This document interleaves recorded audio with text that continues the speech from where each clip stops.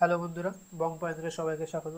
যে ভিডিওটি দেখতে পাচ্ছ এটি স্পেসএক্সের ফ্যালকন 9 রকেট পৃথিবী পৃষ্ঠ ছেড়ে বেরিয়ে যাচ্ছে। আজ আমরা এই টপিকের উপর কিছু ডিসকাশন করব। তো শুরু করা যাক বন্ধুরা। স্পেসএক্সের তরফ থেকে এই টুইটটি এসেছে, যেখানে বলা হয়েছে Falcon 9 leaves off from the historic launch complex 13 and sends crew Dragon to orbit. এই লঞ্চটাকে হিস্টোরিক কেন বলা হয়েছে? কারণ স্পেসএক্স প্রথম প্রাইভেট কোম্পানি যে কিনা মানুষকে পৃথিবী কক্ষে প্রদান করতে পেরেছে। তো আমরা প্রথমে একটু জেনে নেব স্পেসএক্সের ওপরে। তো স্পেসএক্স একটি আমেরিকান বেসড কোম্পানি, যার প্রতিষ্ঠাতা এলন মাস্ক। এটি 2002 সালে প্রতিষ্ঠিত হয়।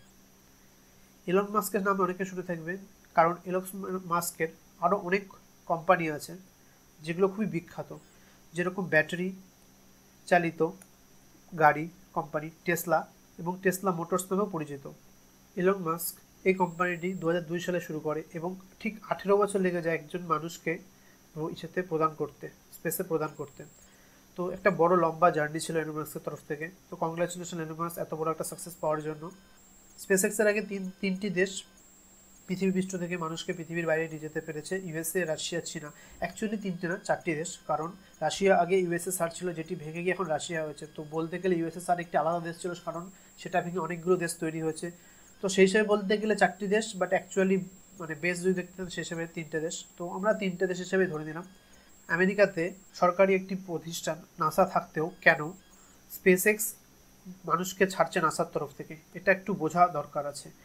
কারণ কিছু বছর আগে নাসা তার যে স্পেস শাটল প্রোগ্রাম হতো, যে মানুষকে পৃথিবীর পৃষ্ঠের বাইরে পাঠানো, তা প্রায় বন্ধ করে দেয় 2011 সালে। তারপর থেকে তারা রাশিয়ার উপর ডিপেন্ড ছিল। তো আমেরিকা রাশিয়ার উপর এই ডিপেন্ডেন্ট কমাতে 2008 সাল নাগাদ একটা পদক্ষেপ নিল, যে তারা প্রাইভেট কোম্পানিগুলোকে সুযোগ দেবে এই স্পেস ইন্ডাস্ট্রিতে পদক্ষেপ দেওয়ার জন্য।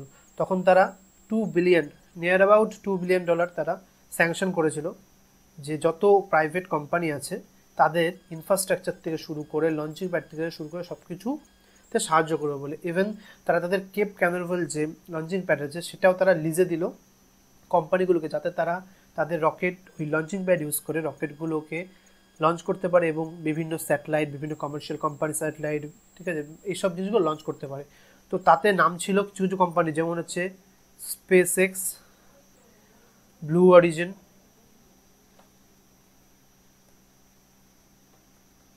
একটা আমাদের বিমান কোম্পানি আছে, বিমান এরোপ্লেন কোম্পানি আছে যারা ম্যানুফ্যাকচার করে, সেটা হচ্ছে বোয়িং, নাম শুনে থাকবে। এরকম আরও অনেক কোম্পানি আছে যাদেরকে তারা এই $2 বিলিয়ন ভাগ ভাগ করে দিল তাদের ইনফ্রাস্ট্রাকচার এবং সব কিছু টেকনিক্যাল সব কিছু ঠিকঠাকভাবে তৈরি করার জন্য। এবং তখন থেকে জার্নি শুরু হয় এই প্রাইভেট কোম্পানিগুলো, স্পেসএক্স, লাইক ব্লু অরিজিন এদের। এরপর স্পেসএক্স প্রচুর চেষ্টা করে, অনেক কিছুই করা হয়। স্পেসএক্স প্রচুরবার ফেল হয়েছে, প্রচুরবার সাকসেসফুল হয়েছে। তবে স্পেসএক্স এর আগে প্রচুর স্যাটেলাইট লঞ্চ করেছে, নাসার অনেক স্যাটেলাইট এরা লঞ্চ করে থাকে। তবে এবার ঠিক স্যাটেলাইট না, এবার তারা মানুষ লঞ্চ করেনি, মানুষকে তাদের কক্ষপথে প্রদান করেছে।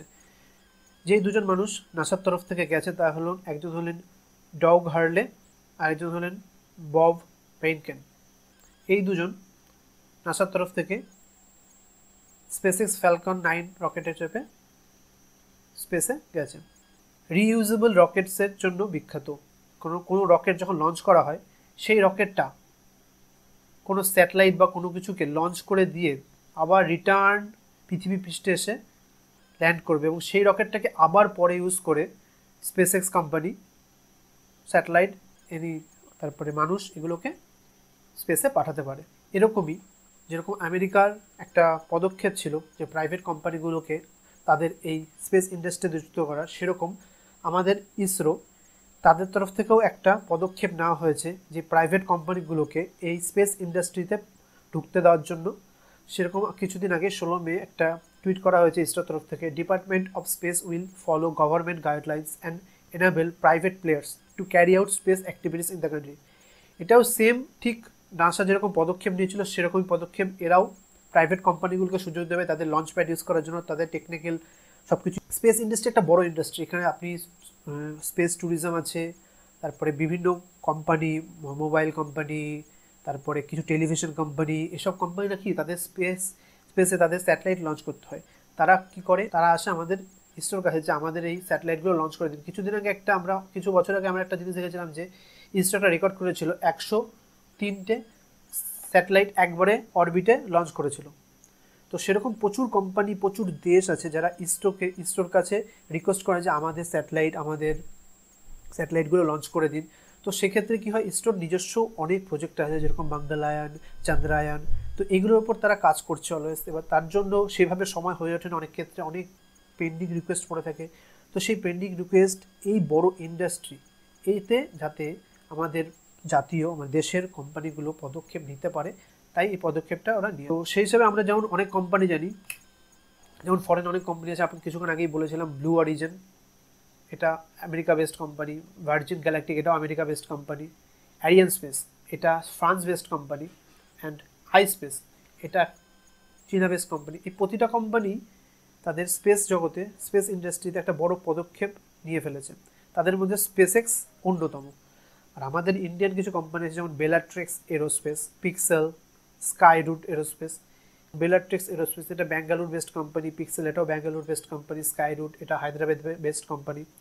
তো এই ইন্ডিয়ান কোম্পানিগুলো চেষ্টা করছে স্পেস ট্যুরিজমে, স্পেস ইন্ডাস্ট্রিতে ঢুকতে, এবং space tourism, commercial satellite launching এর যে বিলিয়ন ডলার মার্কেট আছে, মার্কেটটাকে ধরতে। Press information bureau of India থেকে কিছুদিন আগে টুইটটি করা হয়, যেখানে বলা হয় যে boosting private participation in space activities. যেমন Indian private sector will be co-traveler in Indian space selector journey. লেখা আছে will provide level playing field for private companies in satellites, launches, space-based services. Will provide predictable policy and regulatory environment for private players. যেরকম এইসব private কোম্পানিগুলো আছে, এদের জন্য কিছু নানা রকম পলিসি থাকবে অবশ্যই। সব কিছু তো সরকারি জিনিস চাইলে তো ইউজ করা যায় না, তাদের কিছু পলিসি থাকবে, কিছু সিস্টেম থাকবে। তারপরে বলেছে private sector will be allowed to use ISRO's facility, যেটা আমি কিছু বললাম যে স্পেসএক্সকে ইউজ করতে দিয়েছিল কেপ ক্যানাভারাল, সেরকম ইসরো দেবে তাদের ফেসিলিটি ইউজ করতে, এই লঞ্চ প্যাডগুলো ইউজ করতে, লঞ্চ করার জন্য স্যাটেলাইট এবং স্পেস ট্যুরিজমের ক্ষেত্রে। এবং future project for planetary exploration, outer space travel, it is to be open for private. এবং যেমন এখন আমাদের যেমন ইসরো করছে মঙ্গলায়ান, চন্দ্রায়ন, এগুলো কি আউটার স্পেস প্রজেক্ট। তো এক্ষেত্রে এখনও পর্যন্ত আউটার স্পেস প্রজেক্টে আমাদের এই কোম্পানিগুলোকে হস্তক্ষেপ দেওয়া হবে না, তাদেরকে শুধুমাত্র satellite launching and space tourism এর উপর দেওয়া হচ্ছে। এবং ভবিষ্যতে চাইলে এই আউটার স্পেসের প্রজেক্টেও তাদেরকে সামিল করবে। এবং কিছু ক্ষেত্রে দেখা যায় যে আমাদের অনেক অ্যাপ আছে, যে অ্যাপে আমরা নেভিগেশন ইউজ করি। অনেক ক্ষেত্রে আমরা স্যাটেলাইট ইউজ করে, যেরকম ওয়েদার রিপোর্ট, আমাদের নেভিগেশন সব কিছু ইউজ করে। সেক্ষেত্রে বলা হয় liberal Jio satellite data policy. এক্ষেত্রে কী করা হচ্ছে যে কোনো কোম্পানি চাইলে অ্যাপ তৈরি করতে পারে, যে অ্যাপগুলোর মাধ্যমে কৃষিতে বা মানুষের যাতায়াতে এইসব ক্ষেত্রে তাদের সাহায্য হতে পারে। সেক্ষেত্রেও তারা তাদের রিমোট সেন্সিং যে স্যাটেলাইটগুলো আছে তাদের ডেটা প্রোভাইড করতেও তারা রাজি হয়েছে। এরকমই কিছু একটা ফ্যাসিলিটি থাকবে, যেটাকে ওরা লিজে দেবে ইসরো বিভিন্ন কোম্পানিকে, এবং তারা সেই লঞ্চ প্যাডগুলো ব্যবহার করে তাদের প্রাইভেট কোম্পানিগুলোর স্যাটেলাইট বা স্পেস ট্যুরিজমে কাউকে স্পেসে পাঠানো, এগুলো তারা চালু রাখবে। তো ইন্ডিয়ার তরফ থেকে এটা একটা বড় পদক্ষেপ। আশা করা যায় আমাদের এই স্পেস ইন্ডাস্ট্রিতে আমাদের ইন্ডিয়ান কোম্পানিগুলো খুব ভালো জায়গায় দাঁড়াবে, এবং আমরা চাই যে আরও এরকম অনেক প্রাইভেট কোম্পানি উঠে আসুক, যারা কিনা এই স্পেস ইন্ডাস্ট্রিতে পদক্ষেপ করে আমাদের যে ইন্ডিয়ান ইকোনমিকে একটা কন্ট্রিবিউশন করবে, এবং যত স্পেসের স্যাটেলাইট, কমার্শিয়াল স্যাটেলাইট এবং স্পেস ট্যুরিজমের যে মার্কেট আছে সেটাকে ধরুক। So thank you for listening, stay tuned and subscribe to Bong পায়োনিয়র।